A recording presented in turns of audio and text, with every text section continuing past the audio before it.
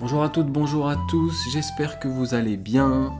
On se retrouve aujourd'hui en ce mercredi 2 juillet pour une nouvelle fable de La Fontaine.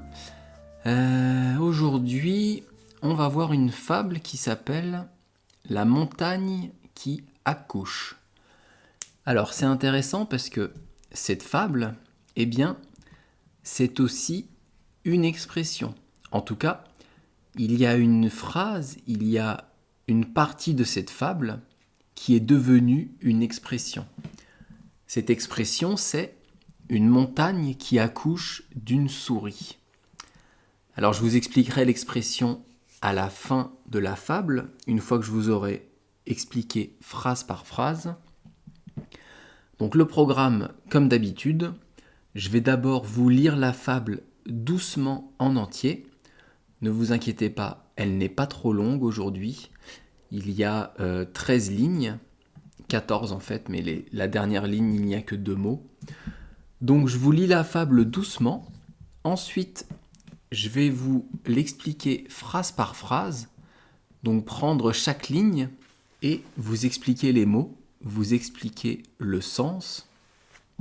Ensuite, je vous relirai la fable plus rapidement, dans une vitesse normale, c'est-à-dire comme si je parlais à quelqu'un de français. Et ensuite, je vous lirai une version simplifiée de la fable, une version plus facile que j'ai créée afin que vous puissiez mieux comprendre. Alors on va tout de suite commencer sans perdre de temps.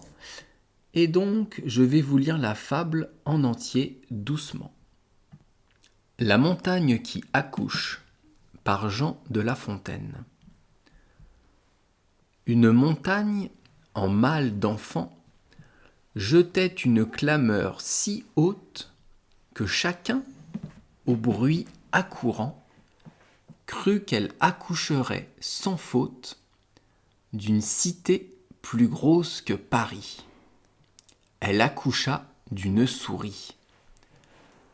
Quand je songe à cette fable, dont le récit est menteur et le sens est véritable, je me figure un auteur qui dit « Je chanterai la guerre que firent les titans au maître du tonnerre. C'est promettre beaucoup, mais qu'en sort-il souvent? Du vent. » Et là, on a fini la fable. Vous voyez, comparé à d'autres fables qu'on a pu faire comme la laitière et le pot au lait, eh bien celle-ci est assez rapide. Donc tout de suite, je vais vous lire chaque ligne doucement et vous expliquer ce que ça veut dire. Vous expliquer le sens des phrases et vous expliquer donc le sens et la morale de la fable.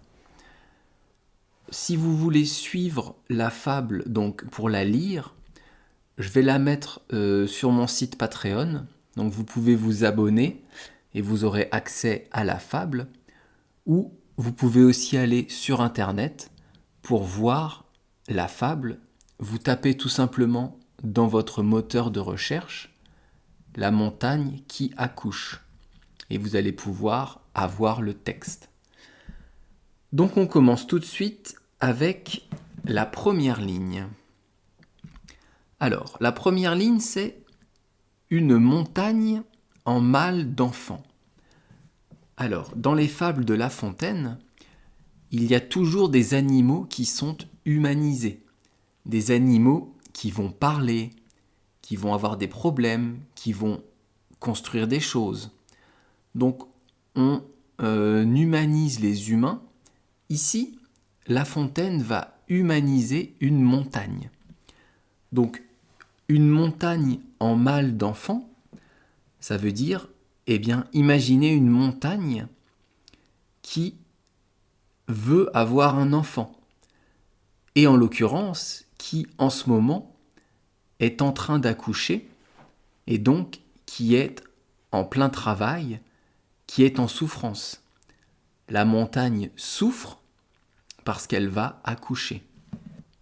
La montagne, on est d'accord que c'est une très grande colline. En France, vous avez les Alpes, les Pyrénées, qui sont des chaînes de montagnes. L'Himalaya, l'Everest, c'est une montagne. Le K2, c'est une montagne. Eh bien ici, on parle de ça. C'est une montagne qui est en train d'accoucher. Alors ligne 2, jetait une clameur si haute. Donc ici, c'est la montagne qui est en train d'accoucher, qui jette une clameur. Alors, une clameur, c'est en fait un cri que vous poussez. Quand vous... on ne dit pas jeter une clameur, ça on le disait avant, mais on ne le dit plus. En fait, une clameur, c'est le cri soit d'une personne, soit de plusieurs personnes. Ça peut être un cri de souffrance, un cri de revendication. Ça peut être un cri tout court, ou le bruit assourdissant, un très grand bruit. Et donc la montagne jette une clameur. Je pense que La Fontaine ici a utilisé jeter pour avoir l'idée de quelque chose qui s'envole, qui va vers le haut, qui va très loin. Puisque à la fin de la phrase, on a si haute. Donc la montagne est en train d'accoucher et elle crie. Ligne 3. Que chacun, au bruit accourant, donc là la phrase, il faut la voir dans son entièreté. En fait la phrase c'est, si je vous la simplifie, une montagne criait si fort que chacun, au bruit accourant, il y a encore une virgule, donc il y a encore une suite à la ligne 4 et 5. Mais on va rester sur la ligne 3. Donc chacun, c'est tout le monde. Donc tout le monde, en entendant la montagne crier, eh bien, accourt. Au bruit accourant. Accourant ici, c'est le participe présent du verbe accourir. Et accourir, c'est venir, c'est courir en venant. On a vu il y a quelques jours les préfixes. Eh bien ici, le verbe courir, on lui a rajouté le préfixe AC qui donne accourir. Et on a transformé ça en participe présent et ça donne accourant. Donc chacun, donc tout le monde, toutes les personnes qui vivent autour de la montagne, eh bien, en entendant la montagne crier, viennent pour voir ce qui se passe. Ligne 4. Crut qu'elle accoucherait sans faute. Alors, ici, cru, c'est le verbe croire qui est conjugué au passé simple. Je vous ai dit plusieurs fois déjà que le passé simple, on le retrouvait souvent, ou en tout cas parfois à l'écrit, mais pas trop à l'oral. Ici, on le trouve à l'écrit donc. Donc les personnes croyaient qu'elle accoucherait, que la montagne accoucherait. Ici, le verbe accoucher, il est conjugué au conditionnel. Et donc ça donne accoucherait. C'est une condition. On ne sait pas encore si, enfin on sait si elle va accoucher, mais on ne sait pas de quoi. Donc, je vous résume, les personnes arrivent et ces personnes croyaient que la montagne allait accoucher, virgule, sans faute, ça veut dire certainement, de façon certaine, et ligne 5, d'une cité plus grosse que Paris. Donc la montagne crie tellement fort que les personnes autour se disent « Mais qu'est-ce qui va accoucher de cette montagne ? Qu'est-ce qui va en sortir ? Ça a l'air si douloureux que ça ne peut être que quelque chose d'énorme. Donc une ville plus grande que Paris encore. » Ligne 6. Elle accoucha d'une souris. Vous savez ce que c'est qu'une souris ?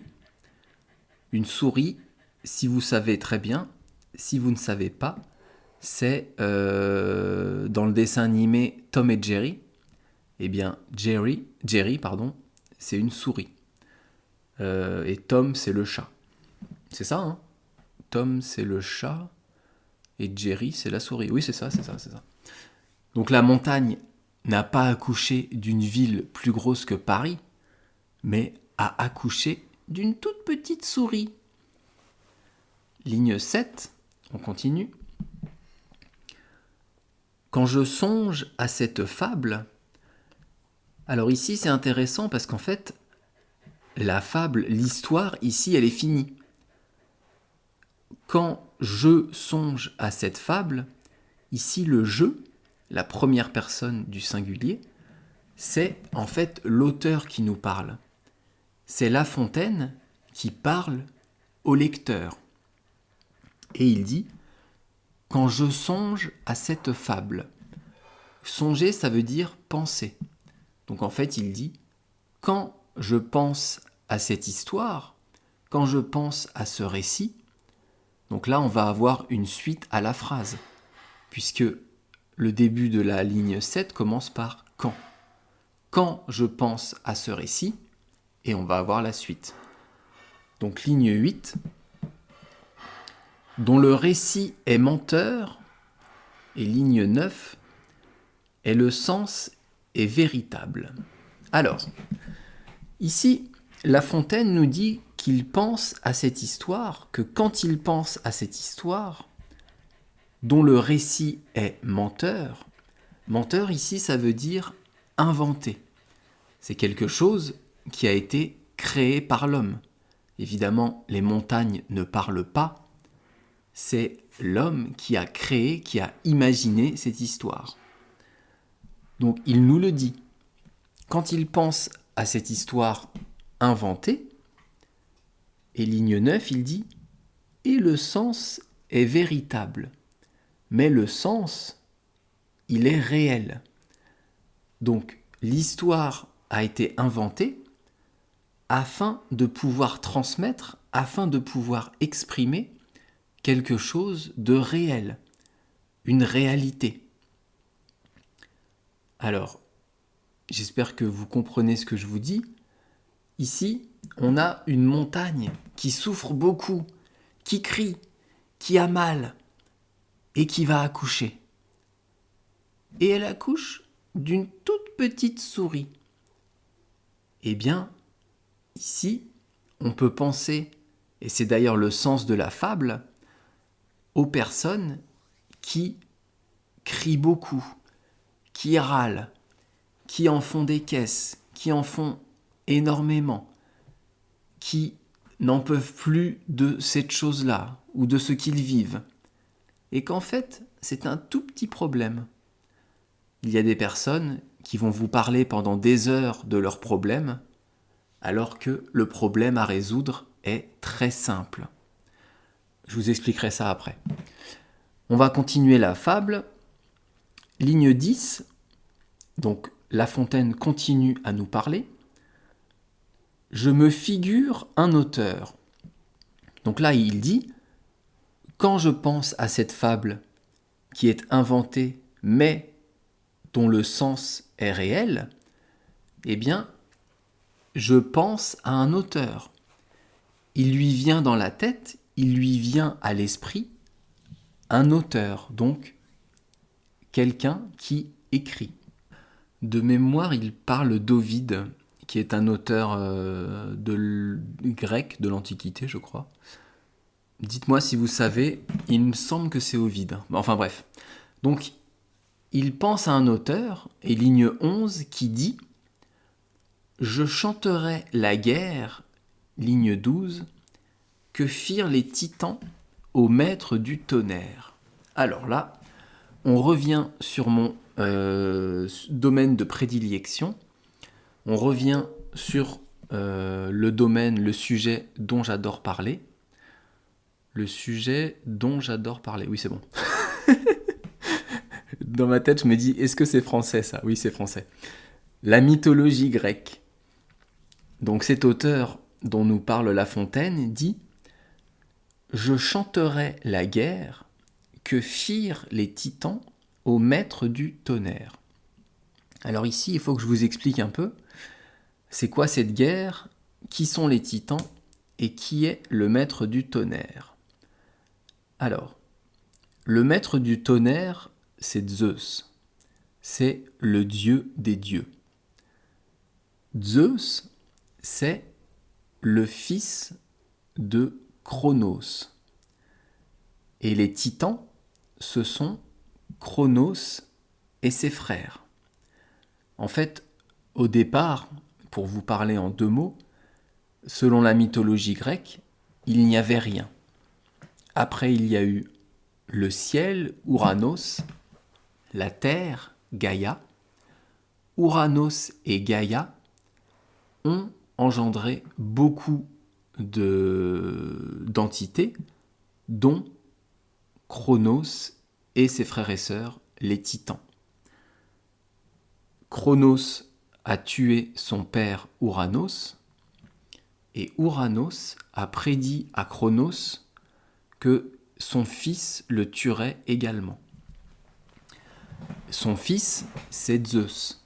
Et Zeus a des frères et sœurs qui sont Hadès, Poséidon, Déméter, Hestia, etc., Héra, etc., etc. Il y en a 6 ou 7, je crois.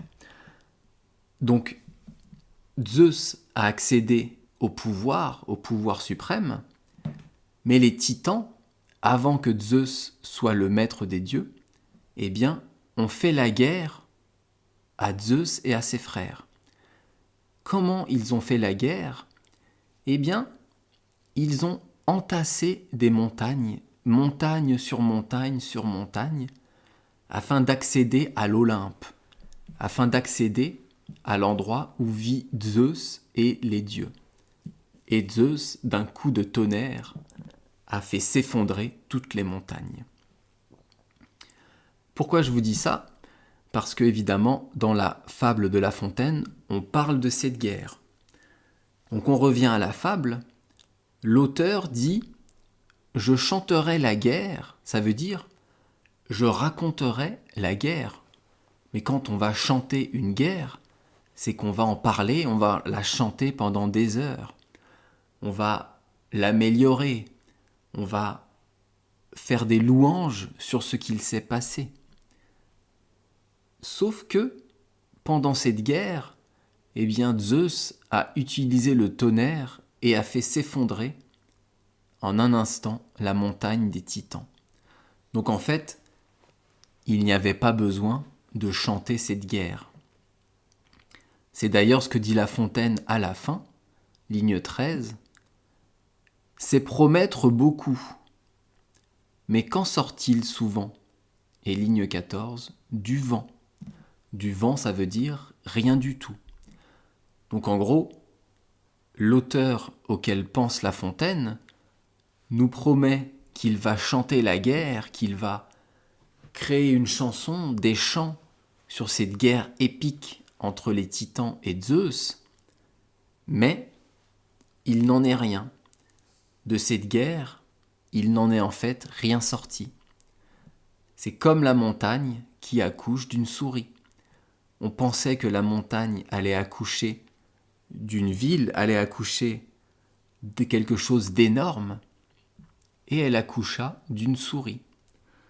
Donc ici, il y a en fait un parallèle, il y a une image qui est faite entre la montagne qui accouche d'une souris et la guerre qui est censée être épique, l'énorme guerre entre les titans et Zeus, qui en fait n'était rien du tout. Donc ici, c'est quoi en fait la morale? Ici, la voix qui déraille. Ici, c'est qu'en fait, ce que je vous ai dit tout à l'heure, c'est que des personnes qui ont des tout petits problèmes vont souvent en faire toute une montagne. D'un grain de sable, ils vont le transformer en montagne. Et souvent, c'est comme ça. Et ça peut se vérifier dans la vie de tous les jours. Une montagne va accoucher d'une souris. C'est d'ailleurs l'expression « dont je vous parlais au début, la montagne qui accouche d'une souris. C'est comme quelqu'un qui a un projet très ambitieux, quelqu'un qui a, oui c'est ça, un projet grandiose, et qui en fait au final, eh bien, le projet va tomber à l'eau, il ne va rien rester, ou un tout petit résultat de merde, pour le dire gentiment. C'est ça que ça veut dire l'expression « la montagne qui accouche d'une souris ». Ça vient donc d'une fable de La Fontaine qui, je crois, avait pris l'idée à Phèdre, si je ne me trompe pas. Peut-être que je me trompe, mais je crois que c'est ça. Ou alors à Horace, qui est aussi un auteur grec. Enfin bref, tout ça pour dire que certaines fables de La Fontaine, ce ne sont pas lui qui les a inventées, il les a juste transformées, mais qu'elles existaient avant. On a maintenant fini notre analyse de cette fable. Je vais donc vous la relire en entier à vitesse normale, et ensuite je vous lirai doucement la version que j'ai créée et qui est plus facile. Allez, on y va. La montagne qui accouche, par Jean de La Fontaine. Une montagne en mal d'enfant jetait une clameur si haute que chacun, au bruit accourant, crut qu'elle accoucherait sans faute d'une cité plus grosse que Paris. Elle accoucha d'une souris. Quand je songe à cette fable, dont le récit est menteur et le sens est véritable, je me figure un auteur qui dit « Je chanterai la guerre que firent les titans au maître du tonnerre. » C'est promettre beaucoup. Mais qu'en sort-il souvent ? Du vent.